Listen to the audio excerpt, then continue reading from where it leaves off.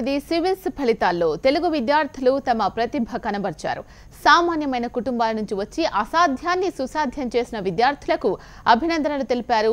CSB IAS academy founder Balalatha. ర్యాంకులో సాధించిన వారిలో శేష శ్రీకర్, వెంకటేష్, అనూష, వైష్ణవి తమ అకాడమీ నుంచి ర్యాంకులు సాధించడం గర్వంగా ఉందని ఆమె తెలియజేశారు. మంచి ర్యాంకులు రావడంతో పాటు చాలా సామాన్యమైన కుటుంబాల నుంచి వచ్చి అసామాన్యమైన ప్రతిభ అనేది కనపరచడం జరిగింది. ముఖ్యంగా ఈ సంవత్సరం డైవర్స్ ఫీల్డ్ అంటే అన్ని రకాల రంగాల్లోంచి చాలామంది విద్యార్థులు సివిల్ సర్వీసెస్ని ఎంచుకున్న వాళ్ళందరూ కూడా సక్సెస్ అయ్యి ఈ రోజున ఇక్కడ నిలబడటం జరిగింది.